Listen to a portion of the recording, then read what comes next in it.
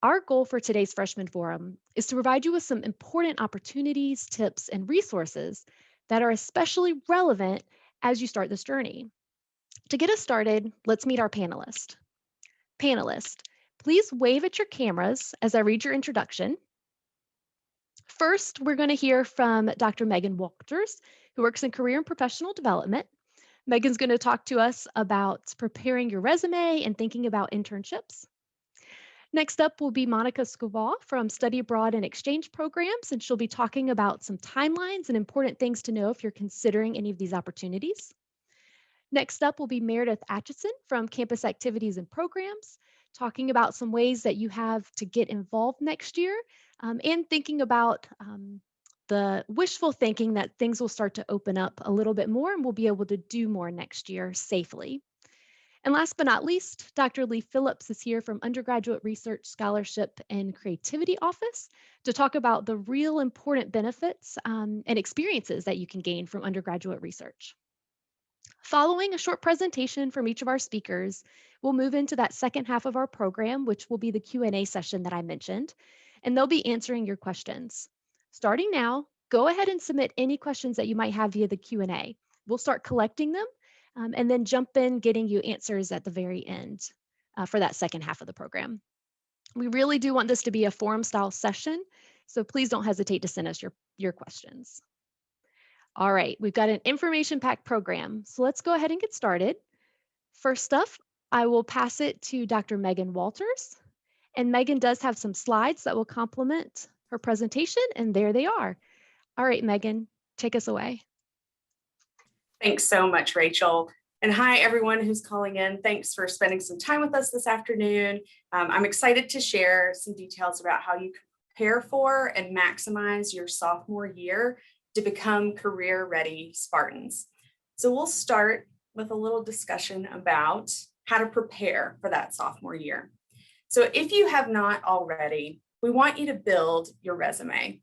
This is also a wonderful time to update your resume.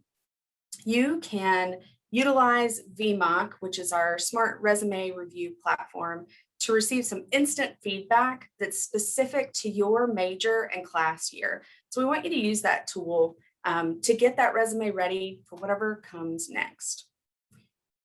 Some of those things that might come next are internships and part-time jobs. And right now in Handshake, you can find over 225 North Carolina or remote-based internships, a couple of which are with the Walt Disney Company and Lowe's Foods Corporate. There are also 100 plus North Carolina and remote-based part-time jobs. So if you're looking for an opportunity this summer to get extra experience to propel you into that sophomore year, our technology platforms can help get you there. What I want to show you now is a view of what employers, internship hosts, scholarship boards, leadership review boards are looking for when you apply to their opportunities. These 8 skill sets or competency areas are what we want you to be able to focus on when you're applying for what comes next for you. So as you see these skills up on the screen, critical thinking, communication, leadership, technology, these are the skills that we want you to be able to focus on. So as you prepare for your sophomore year, take stock of what you feel really confident in already and what you might need to work on in that sophomore year.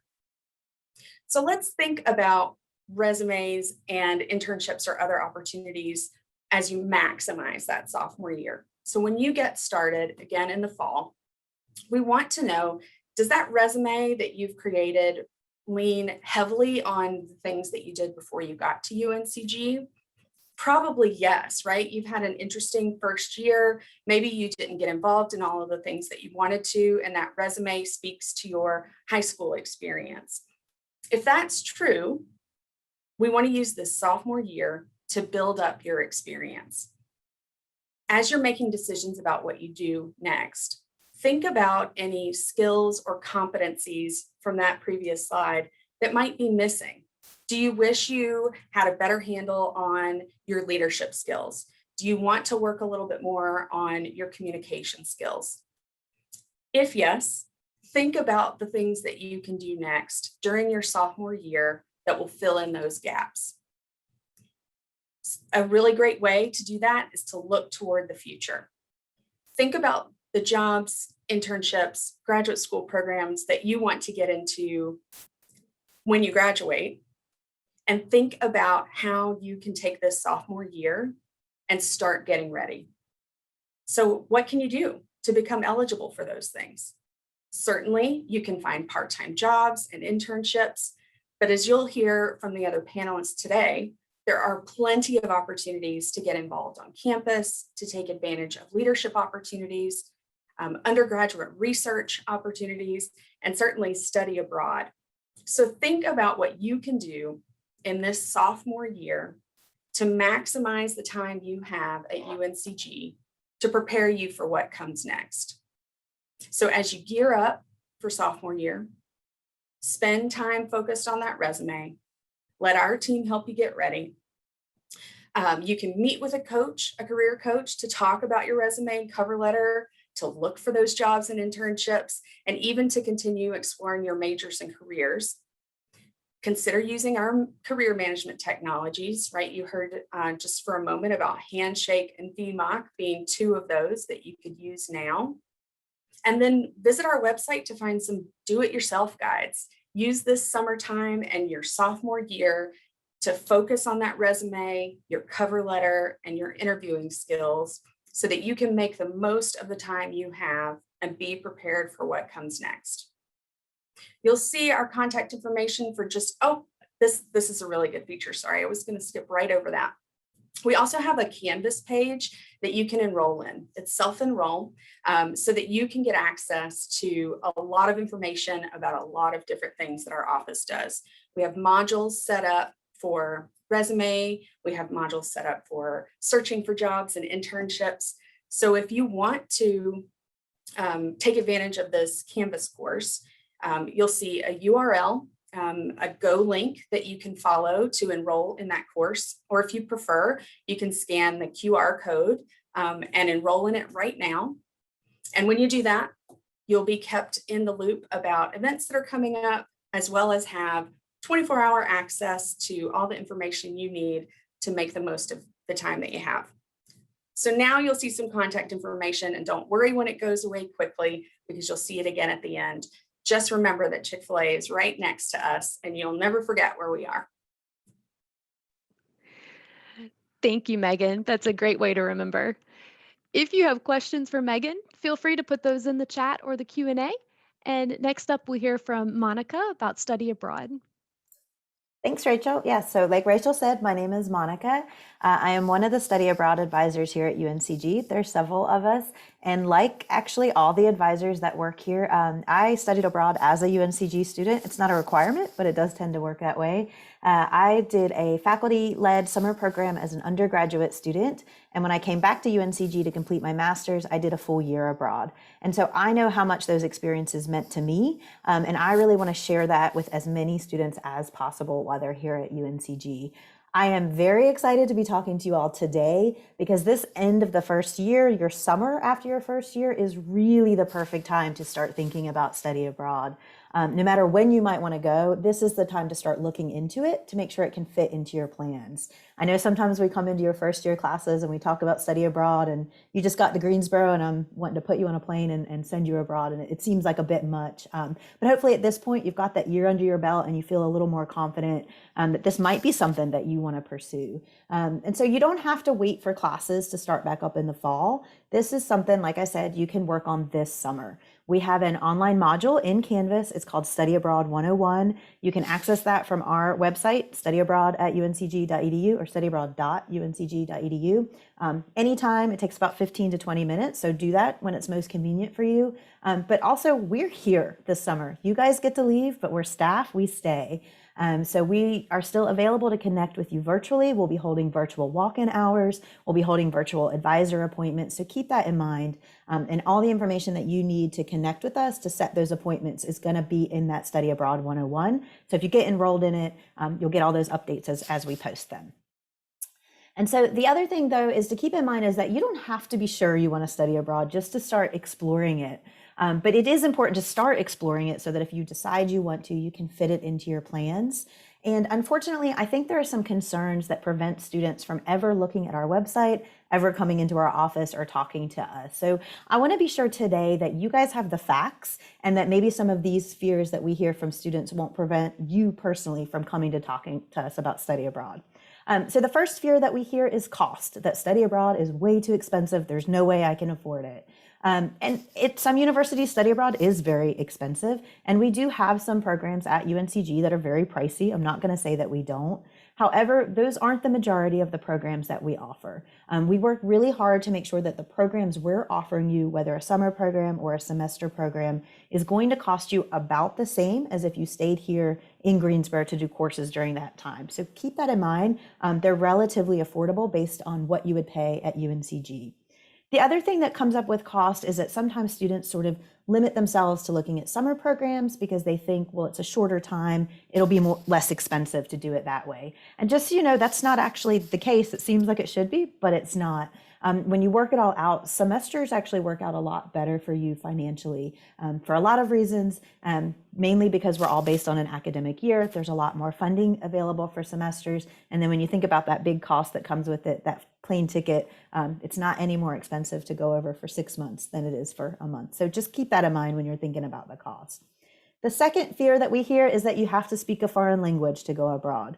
You absolutely do not. If you do speak a foreign language, that's great. We have options for that, but we don't have any expectation that you do. You can choose to study in a country where English is the official language, but you don't have to. For most of our programs, no expectation that you speak the language of the country, because what you're taking are courses that are meant for an international student audience, and that means that they are all taught in English. And so we are lucky enough to be born in a country where that's our native language, so it gives you a lot of options available to you when you want to study abroad. So don't let fears of other languages kind of limit you from thinking you can't study abroad. The third one that we hear is that study abroad must be only for the best and straight A students. That's not the case. Everyone in our office, I can tell you, none of us think that it's up to us to decide who can or can't go abroad. We really see our job as supporting you in your plans to go abroad.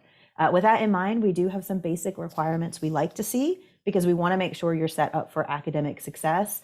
We have a preferred GPA of a 2.75, which maybe is lower than you're expecting. But even that is just a preference. It's not a hard GPA line. So if you find that you had some struggles your first semester or your first year, but you get on academic track in the future, don't let those kind of difficult times in your academics limit you. Study abroad is not for straight A students. It should be for average UNCG students, and that means an average GPA. The fourth one that we hear is that it doesn't work for my major or it will delay graduation. This is absolutely not true. We do have study abroad programs that work for every major around campus. They should not slow you down. However, this is the one where that idea of timing is so important. If you want it to work with your major, if you don't want it to affect your graduation, you need to start planning ahead. It takes a lot of planning with our office, with your academic advisor, potentially some other offices around campus. So you need to start working in advance. Right now, we're working on applications for students who want to go abroad for spring 22. We just opened that application and it doesn't close until September, so you've got time. But you can see we're starting that a year in advance. For some of you, that second half of your sophomore year, spring 22, that might be the best time for you to go abroad. So think about that, even though we're a year in advance. If you're a school of education major or a nursing major, that is the best time for you to go abroad if you want to do a semester. So keep that in mind. But regardless of your major, if you want to be abroad this time next year, the planning really starts now. And that is going to be the same for fall, right? If you think maybe I want to go abroad fall of my junior year, fall 22, that planning is going to start fall 21, a year in advance. You'll start planning it with our office. If you're looking at summer, a little bit less time needed for those summer programs, but generally at the start of the fall semester, September, October, that's when you want to start looking at what's available in the following summer. So just kind of keep that in mind, that timing. The earlier that you look into it, just the more flexibility that you're going to have and where you can go and what you can do.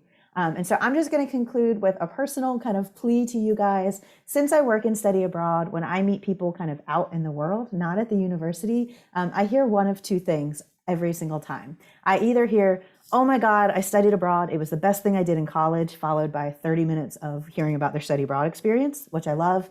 Or I get the response that I hate, which is I hear, oh my God, my biggest regret is that I didn't make time to study abroad in college. And so I just really want to encourage you guys to make sure that you're not fitting into that second category. Take advantage of your time here at UNCG to fit study abroad into your plans. And that means thinking in advance and planning in advance to start that work this summer. So thanks for listening, and I look forward to answering any of your questions in a bit. Thank you, Monica. As she said, Monica can help answer questions. So if you have anything for Monica, feel free to put it in the chat. Next up, we have Meredith Atchison with Campus Activities and Programs, and she's got some slides. Perfect. Thank you, Rachel. Like you said, my name is Meredith, and I work in our Campus Activities and Programs office at UNCG, and I use she, her pronouns. So I'm going to talk to you a little bit about what our office does. Some of you hopefully are familiar with us, but as Rachel acknowledged, the beginning or this year has been a little bit challenging when it comes to events and doing things in person. Our student groups have been pretty restricted in terms of what they're able to do. And so hopefully that'll change a little bit for next year. We're still kind of waiting on some final guidance, but we are hoping to continue to have you all engage in what our office does. And so a lot of this also ties into obviously what everyone is talking about today, but specifically what Megan talked about in terms of getting involved, building some of those skills, and some of the things that we do in our office can definitely provide you all with the opportunity to do so. And so this slide shows we work a lot of our campus events that are open to our students. We work with all of our student groups, all of our fraternities and sororities, and our student government association. And so I'm going to talk a little bit about each of these areas, starting specifically with our campus events and programs. And so we typically on an average year have about 100 events that are available to our students. Some of you all may have seen that a lot of them are virtual this year. The past couple of weeks, we've done a few like in-person type events with food trucks. And so that has been at least some opportunity to get you all out there and to be able to meet some folks. But we're hoping that, again, we'll probably still offer some virtual opportunities as well as some limited in-person options as well. But I think one of the things that I want to highlight as well is that just because maybe you didn't do or get involved in everything this year, it's definitely not too late. You're just ending your first year, you're still learning about UNCG. So don't feel like, oh, I didn't do this year, now I can't ever do it again. That is totally not true. Some of our students who get involved after their first year are incredibly happy to be involved and are doing so and are thriving. So a couple of things as it relates to programs. Some of you may have heard of ACE, which is our student programming board. And so this is a great opportunity if you've seen some events happening around campus and you're like, I could help plan that, or I would like a leadership role within this organization. Those are all opportunities that are available. Again, you can join ACE pretty much at any time, and they will typically have interest meetings in the beginning of the fall semester. So certainly keep an eye out for that. Y'all are familiar with Rock and Welcome Weeks, hopefully. And again, that's not going to change. We'll have that again next year. And again, those programs are open to all of our students. So it doesn't matter if you're a first year, second year, senior, graduate student, you can attend those programs and join us for that. And then again, homecoming this year will hopefully have some in-person components. And then that's another way for you all to get that and feel that connection to UNCG while you are here. The next thing I'm going to talk about is our student groups. So some of you may already be part of a student group, and if you are, that's great. This is a great way to find a community of people who have similar interests to you. So maybe now that you're in a student group, maybe there are some opportunities to hold leadership roles within that organization, or maybe that is something you kind of want to aspire to, and you can start talking to some of the leaders who are currently in the organization to see how you might be able to maybe move into a president position at some point. And again, this can tie back to those leadership skills, the ability to communicate with others, work with others on a project. And so we really value our student group involvement and students who are involved in those groups, because it really has shown that they're able to feel a strong connection to UNCG and also feel like they're able to network with others, lead to additional opportunities. And I know Megan has talked about internships, and we have some programs some student groups that are really focused on either academic programs or business programs that can help connect students do that. And so hopefully you all are familiar with Spartan Connect. And I think the website for that is on the final slide, but that is our database where all of our student groups are listed. Plus we have an app that has all of our student groups, and both have all of our events. And so they're a great resource for a lot of things, but definitely for student groups. And if you are interested in joining a student group, you should be able to go into Spartan Connect to see how it exists or how their contact information is there and connect with them. Another thing that some of you might not know is that, say you've been here for your first year and you have a group of you who would like to start a new student group, that process is also really easy. You just need 5 students, a faculty staff member to serve as an advisor, and then there's some additional paperwork for you to fill out. So again, learning, like finding that community, also developing those skills and what it really takes to learn and essentially build a student organization from the ground up. And then the next thing I'll talk about is our fraternities and sororities. So at UNCG, we have over 20 social fraternities and sororities. So now that you all are finishing your first year here, you are eligible to, and you would have been this semester as well, to join one of our fraternal organizations.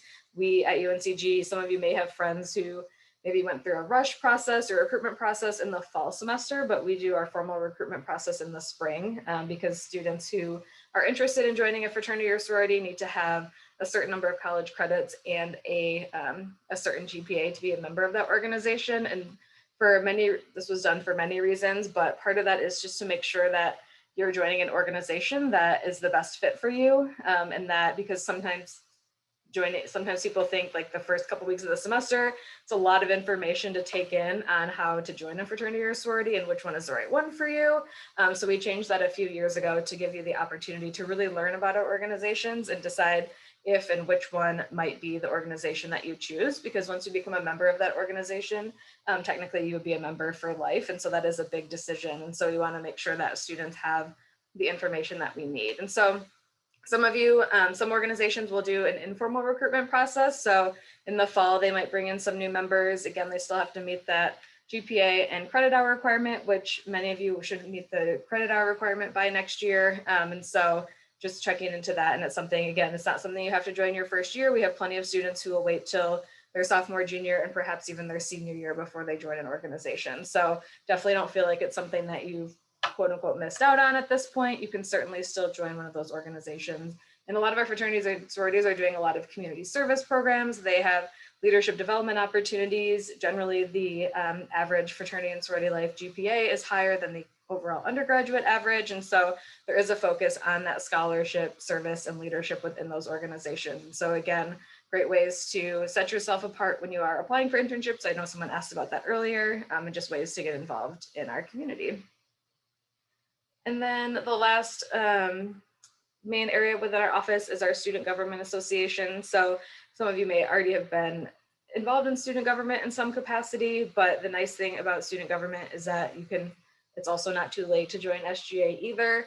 In the fall, we will do a series of special elections so that students who didn't get an opportunity to run this spring are able to fill some of those positions. And so again, this is a great opportunity if you really care about student advocacy and thinking about what your experience is like what your experience has been like here at UNCG, how you could share ideas or ask questions or share concerns about how to continue to make UNCG a stronger campus for all of us. And so this is a great way to connect with administrators as well, and definitely gain some of those leadership skills that you might want to have as you are thinking about graduation and moving on beyond UNCG. And again, it's definitely not too late to join. Similar to many of our other organizations and fraternities and sororities, people start at a time that works best for them. And so if you're interested, I encourage you to think about running for a vacant position in the fall semester because we will need students. You don't need experience. It's something you can just do because you care about UNCG or care about other students and really want to continue to improve our campus community. And so we'll have information coming out about that in the fall semester. So keep an eye on your email. SGA meets weekly on Tuesday nights. Obviously, they're wrapping up now for the semester, but definitely you can just go to a meeting if you want to. You don't even have to talk. You can just go and hear what's going on. And they also have social media at UNCG SGA 98. And one other quick thing I want to point out is we know you'll get a lot of emails, but we do send weekly emails from our office that go out typically on Thursdays. And that includes a list of all the upcoming events for that weekend. And so we encourage you all to keep an eye on that. And just sometimes we have opportunities like this included as well. So again, I'm happy to answer any additional questions that you all have when we get to the Q&A section. Thank you, Meredith. And you don't need to wait. You can go ahead and put questions for Meredith in the chat or the Q&A now. Last up, we have Dr. Lee Phillips to talk about undergraduate research. Thank you. So I'm going to start with a question, and feel free to put your answer in the chat. And that question is, what is it that you want to get out of college? Why are you here? Experience?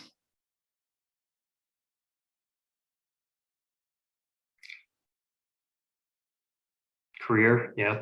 Professionalism? Great.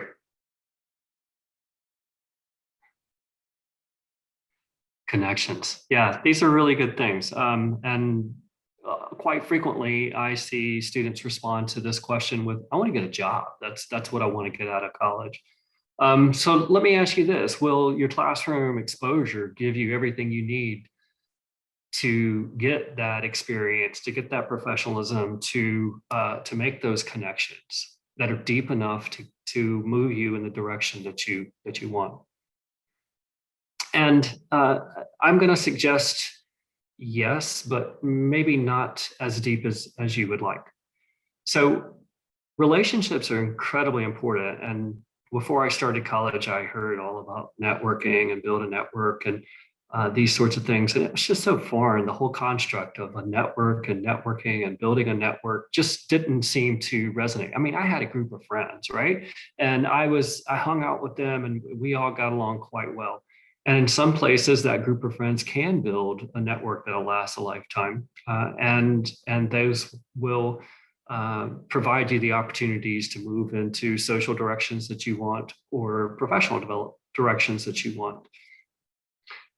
But I'm going to suggest and argue that you need to be as intentional as you possibly can as you make those connections, and that relationships are really they really do matter. Those relationships can last a lifetime, and they can exist on many different levels. I'm really fortunate. I did not go to school at UNCG. I went to school at UNC Wilmington, as well as the University of Iowa, and I have connections that I made at both of those institutions that are alive and well today and continue to provide opportunities in both social and professional ways. As director of undergraduate research, I, of course, am going to talk with you about what that type of experience can provide you.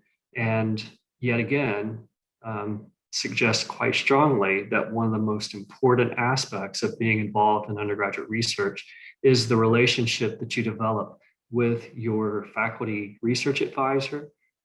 Sometimes we call them your faculty mentor, as well as others in the research group or the creative group. These opportunities to get involved in a research experience may strike you as, I don't have the time, just like with studying abroad. Maybe you don't have the time to get involved in a research experience, but I'm going to suggest that you do.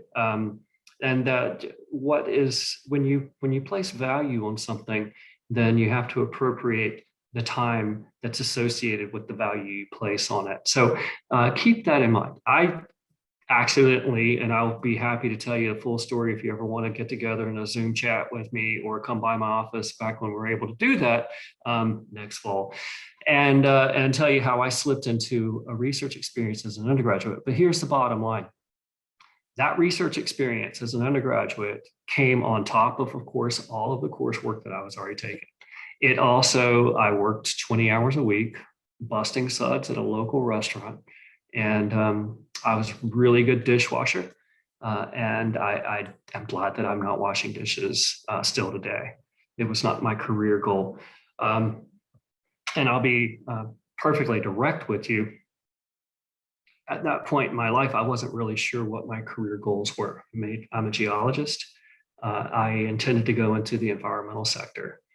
But that research experience provided me with an opportunity to learn very deeply about the discipline that I was majoring in. And I was able to collect information, to synthesize it, to analyze information from a different perspective than I would have with a course project. And ultimately, I presented the results of that investigation at not one societal meeting, but two. So during my junior year, I got involved before my junior year, and I got to give a conference presentation as a junior and then again as a senior. So Megan talked earlier about developing your resume.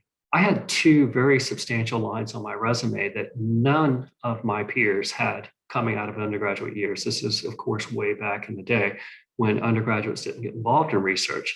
It's not that uncommon here now. And in fact, we're hosting our 15th annual Carolyn and Norwood Thomas Undergraduate Research and Creativity Expo as we speak. Of course, it's a virtual event. I've placed a link to that in the chat. And you can look at it after this, okay, but go ahead and open the window. And it's really cool. We've got over 200 projects that are being presented. I would put in a plug for the visual arts as well. Very, very awesome. So here's what happened with respect to that. As I just said, I was able to collect, synthesize, interpret, and present. And what I developed as a part of that was the ability to think critically, to solve problems, to work together in a team, and to communicate complicated information in a simple way. Now, all four of those skill sets are tremendously important for your success, not only here in college, but in every aspect of life after college. And it's something that you have to work on, but I didn't realize it until much later in my life. Hey, I can do this. And it opened new doors for me. In fact, doors that I didn't even have an eye on. I didn't even know that those doors existed. So I'd never even thought about going to graduate school. Well, if you're thinking of going to graduate or professional school, then undergraduate research is something you absolutely positively need to get involved in, because there are going to be 100 other, at least, applicants for the positions that you apply for, and they're going to be able to bring in 20 people, maybe. And so what's going to help you stand out in the pack? The relationship that you develop with that is so important. Having a faculty member who can attest to your ability to think critically, to work with others, to communicate effectively, and as well as your reliability and your potential for success is tremendously important. And I get asked quite frequently if I can write a letter of reference for students these days. And sometimes I say, no, I don't know you well enough to be able to attest to these metrics. These are the things that we put in letters of reference. But if you work closely with the faculty member, or maybe a couple, then you will develop that rapport with them that will allow them to reflect in an honest and efficient way on you as you look to go to wherever it is you're going to go next. And then the final thing I want to say about the value of getting involved in an undergraduate research experience is that it helps you really understand your discipline in a more effective and meaningful way. Now, I am the director of undergraduate research. I've said that before. I'm also a geologist. Does geology play a big role in my job every day? Absolutely not. But are there skills that were transferable that I learned as I pursued my degree in geology and as I spent 10 years as a faculty member, as a professor in geology? You absolutely can develop skill sets that will help you move and navigate a career that could find itself in many different areas. My grades got better when I got involved in research.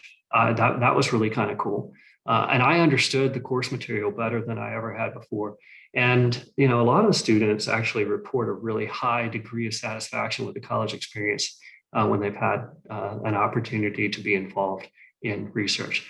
Okay, so I know we're getting close to a point where we want to jump into Q&A, but just really quickly, that link that I put in also has a link back to the undergraduate research page. But if you just type in URSCO, URSCO, and UNCG, you're going to find the webpage.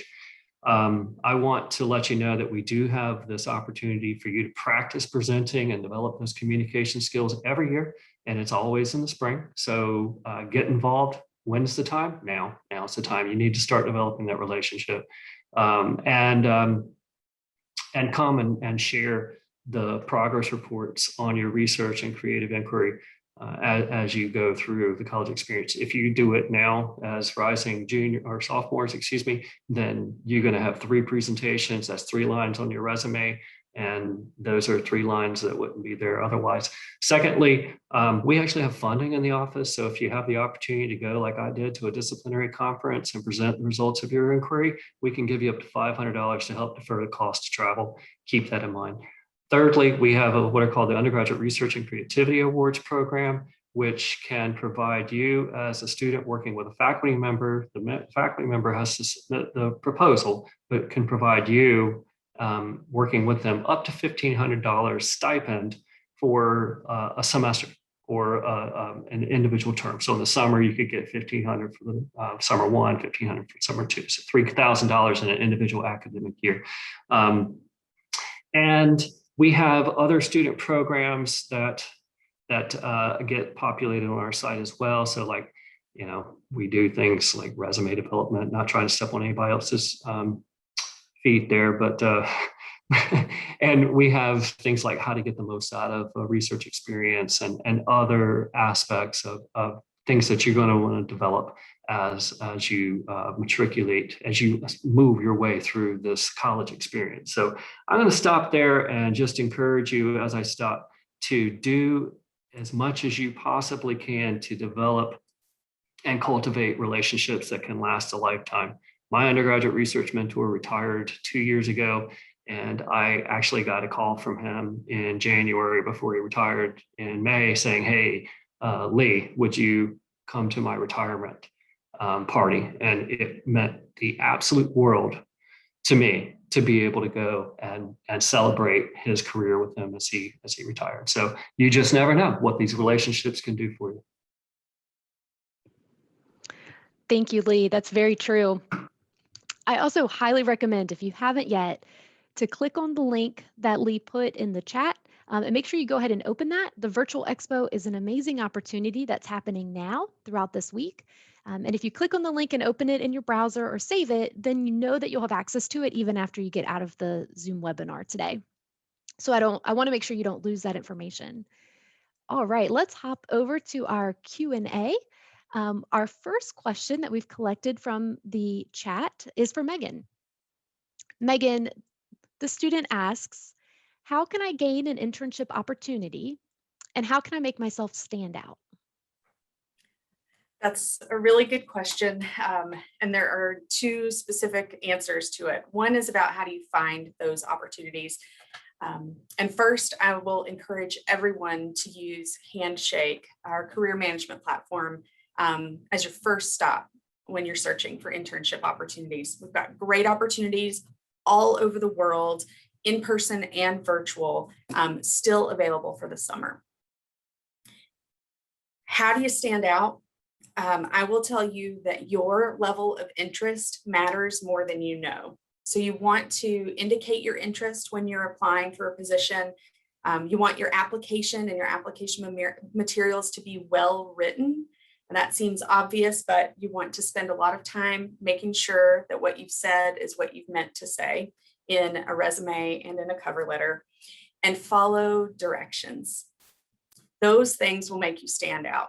So if an application asks you to upload a list of 3 references and you upload a list of 10 references, right, that's not the direction necessarily that you were meant to follow. So just pay attention to details when you're applying and know that our team in career and professional development is here to help you make it happen.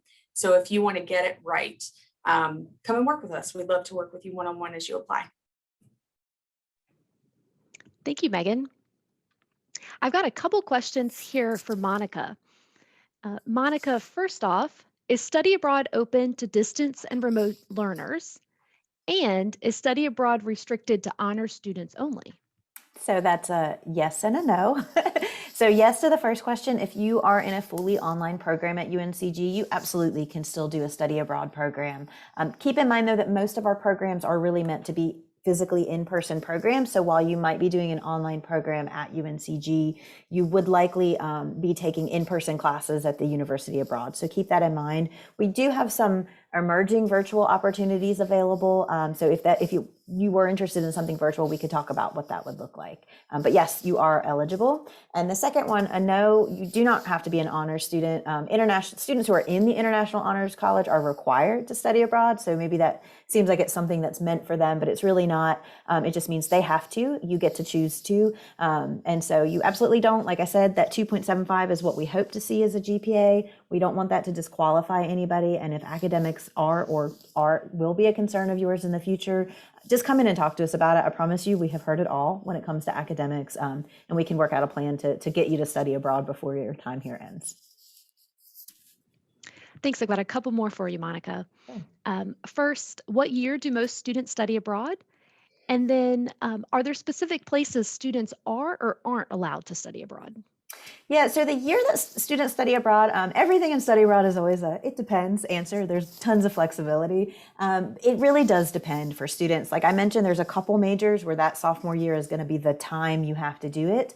But if you're not in one of those majors, you have a lot of choice. It should depend a bit on your study plan. So there are some majors that really want you to get advanced in your studies, psychology, sociology, or some of those. They want you to get into your 300 level junior classes here and then go abroad so you have a basis to build it on. There's other majors that would prefer that you go early in your studies so that you kind of have this international experience and then build on it here. So there might be some subtleties to that, but beyond that, you really have the freedom to go when it makes the most sense for you personally and academically. If you're looking at going earlier, maybe sophomore year, you might be taking gen ed. So that's going to give you a certain amount of flexibility in where you go and what you study. The further you get in your studies, if you're taking courses in your major, that might shift a bit the places that you can go because you want to make sure that they offer courses in your major. So it might shift that a little bit. So just kind of keep that in mind. And then Rachel, was that the second question, was where can they go? Yeah. So like I said, kind of depends a little bit on what you're studying and what you want to do. We have programs in about 65 different countries when we look at our semester exchanges and our faculty-led summer program. So there's a lot of options out there. We're even members of larger networks. So even if we don't have a particular UNCG program in a location, sometimes we can still figure out how to get you there anyway. But we do just have to look at the prices and how that works. There are some places that we do not send students, and we do not send students to anywhere that has a U.S. Department of State level 4 or 3 travel advisory. So that can happen. Sometimes there might be a location that we just can't send you because it's a safety concern. But beyond that, almost anywhere you want to go, we can get you. Thank you. Meredith, our next question is for you. How can students learn more about the different events and programs that are happening on campus? And can you touch on Spartan Connect just a little bit more? Sure. Yeah, so Spartan Connect is really a great resource to utilize. And so this is our online database. It's just spartanconnect.uncg.edu. I can put that in the chat when I'm done talking as well. But this resource has all of our student groups listed. And so it'll have student groups by like their name, and then you can also filter them by typing in like a keyword. So if you want to know like which theater groups or which business groups or which a cappella groups you have on campus, you can type in some of those keywords and those will pop up. And so that's a great way to see what groups are out there. If you, like I said earlier, see that a group you were looking for doesn't currently exist, you can certainly start a new one. And we take applications for new student groups on a rolling basis. So there's not a deadline for that. Maybe you over the summer are thinking like, oh, hey, now I have time to actually think about this and start a group. You can certainly submit that information over the summer as well. And so then also on Spartan Connect, another nice resource on here is that probably at least 50 to 60 of our campus departments have pages on Spartan Connect as well. So some of the offices represented here might have one or do have them. And so that's another way to just kind of see, again, most of those link out to their like social media and their websites where you would find a majority of their information, but it is helpful. And so that's one way. I saw Rachel put in the chat our Cork app as well. And so a Cork app is essentially it's connected to Spartan Connect. It's just the mobilized version, which makes it easier to just have while you are maybe hanging out on campus or trying to find information. And so then all of our student groups, fraternities and sororities, student government, ACE, our office, a lot of other offices are putting all of their events into Spartan Connect as well. And so similarly to student groups, you can search by a variety of different ways. Go in there, you can add events to your calendar, you can RSVP to events, you can filter by like free food and free stuff. And so that's always a nice way to see what's happening. And so those Spartan Connect and Cork, essentially they're the same information. They're connected to each other. So they're both great resources to utilize that information as well. And then some other ways you can learn about what other offices or student groups are doing, obviously following them on social media. Many of you probably know that YFY has a really strong social media presence. And so some other offices have similars. So I encourage you to follow those areas that you might be interested in as well. We also have a few campus-wide student emails that go out. So I think I mentioned our Thursday email, but there's also Spartan Weekly, and that typically goes out on Mondays to all students. And so that has a variety of information. So that's a great resource to see what is happening on campus as well. And usually those are kind of done week to week. Sometimes there's things that are like, hey, this is coming up in a couple weeks, or here's opportunities to apply for leadership roles.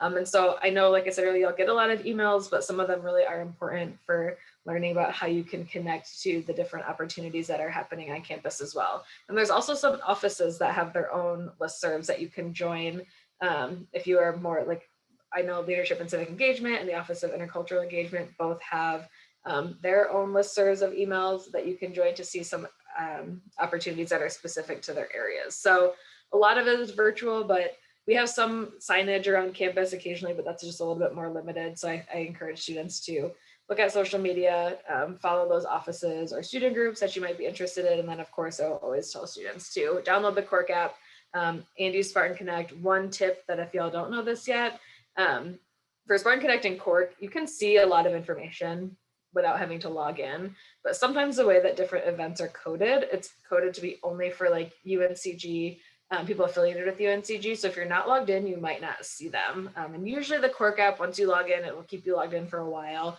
And so I would encourage you, if you're downloading either the app or going onto Spartan Connect, to have that information and just log in so you can really see everything that's happening. And you can, like I said, RSVP, add items to your calendar, things like that, so that you remember that they are coming up. So a lot of different things, and some of it can be tailored to what you're specifically interested in. Or sometimes it might take extra work for you to just go on and look it up. But other times, like I said, you're getting a couple emails a week that will have some information about upcoming programs and other opportunities in there.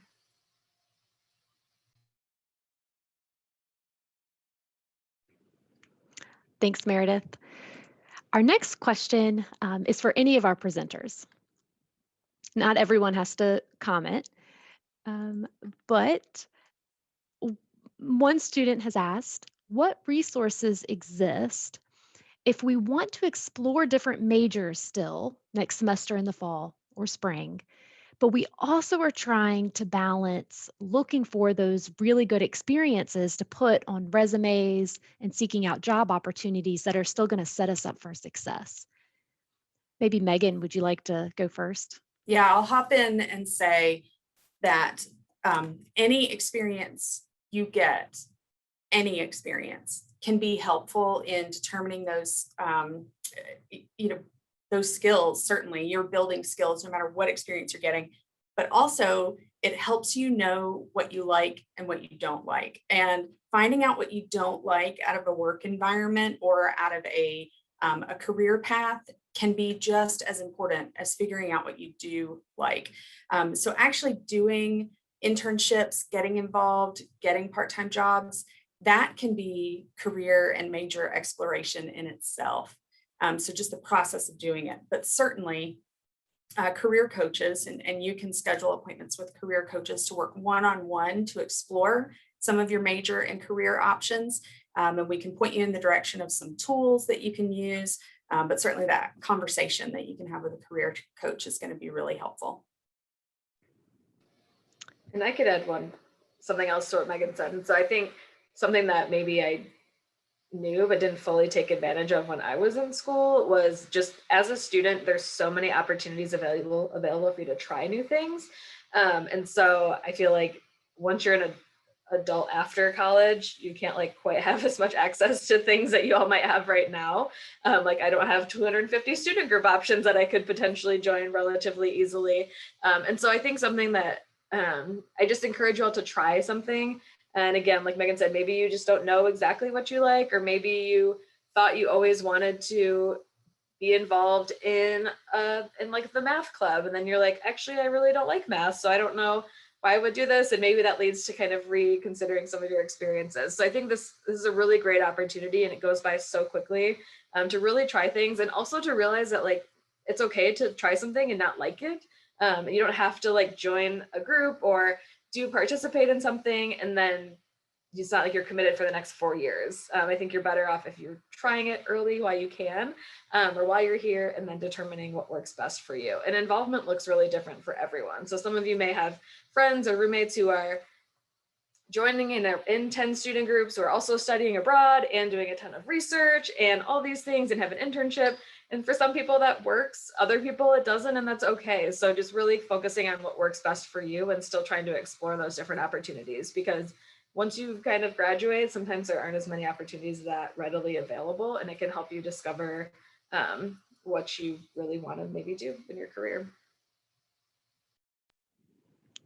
Thank you, Megan and Meredith. That's great advice. Lee, I have one final question for you. Do you want to jump in on that one though? Sure, real quickly. Okay. Yes, echoing all of that. You don't have to know what you want to do. Just get involved deeply and meaningfully. And yeah, I was part of like Earth Day planning and celebration. I can remember one year I was in charge of trash pickup for an outside concert. Did I put that on my resume? No, I didn't. But I didn't need to. If I had needed to, I would have.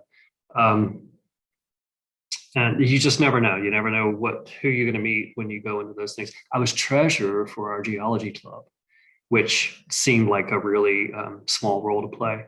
But later, when I was applying for jobs as a faculty member, it was like, oh, I see you were treasurer for the geology club. So then you know how to manage money. Like, well, okay, I guess maybe I do. So you just never know what's going to catch somebody's attention. Absolutely. Okay, here's our last question that we have time for. And this is for you, Dr. Phillips. Could you elaborate on how to find those research opportunities? Should students reach out to professors they have connections with, or how might they be able to connect with a professor they don't already know? Yeah, that's a great question. And I just put a link into the chat that goes to a video recording that I did in collaboration with the Lloyd International Honors College about exploring undergraduate research and creativity opportunities. So it goes into some depth. You watch it at your leisure. It's very, very enjoyable. It really depends on what your major is though. So let me give you a succinct answer. In some disciplines, there are a lot of majors and there are a lot of students wanting to get involved. So let's just say, for instance, your psychology or biology major, which are two largest majors on campus. You really need to get your name into some labs right away and just kind of get your name on the list. And it's always good to have a friend who's working in those labs. If you're in a smaller major, then it's the competition for getting involved is not as great. But having a reputation as being reliable is something that's going to take you a long way. And that's one of the most important things. As far as what you actually do, so my undergraduate research project was in micropaleontology. I'm not a micropaleontologist, and I never had a desire to be a micropaleontologist, but it didn't matter. I got involved in a project which taught me some skills that were transferable within my discipline. So what I did as an undergraduate, I can remember people saying, oh, Lee's a paleontologist. And I'd say, I'm not a daggone paleontologist, but it helped me develop skill sets that were utilized later in my academic and professional training. What I would recommend is that you find something that you're passionate about, because if you get involved in something that you don't really like, you're not going to stick around. And also, it's important to think that you're going to like working with who you're going to work with. Personalities do matter. Some people just don't get along, and that's okay. If you find that you really like what, let's just say Dr. Phillips does his research, but you don't like his personality, don't do research with him. That would be a bad relationship, and you don't have time for bad relationships in your life. So avoid that. If you do know what you're interested in or tangentially interested in, the best resource for you is the good old faculty directories, and just look at the research interest of each faculty member, make a note of it, and send them an email. After you watch this short video, if you want a copy of the email prompts that we have, shoot me an email with the subject line email prompts in it, and I'll send those to you. And that way you've got a script from which you can write one and connect with some of our wonderful faculty here. Thank you. And that brings us right about to time for our program today. To all of our panelists, thank you very much for joining us and providing your tips and advice. This has been really insightful. Students, we plan to post a recording of the session to our Freshman Forum webpage by the end of this week. We're also going to send out the recording via email, so you can rewatch if there's any information you want to revisit. I'd also encourage you to share the recording with some of your friends who maybe weren't able to join us today. Freshman Forum webpage is the same page you visited to access the link to today's forum. I'm also going to send it out with a short survey via email. And I hope, if you don't mind, taking a few minutes to give us some feedback on how the session was for you today.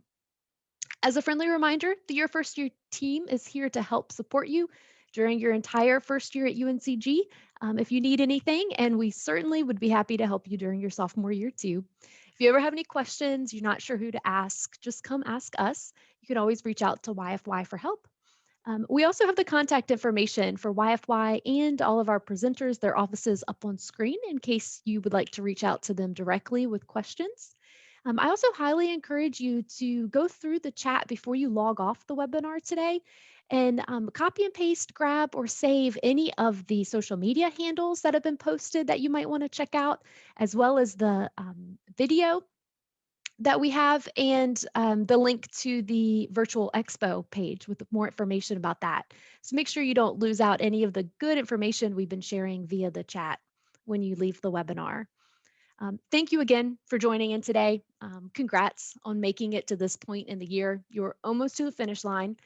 On behalf of YFY and all of today's panelists, we wish you the best of luck as you wrap up the year. Thank you.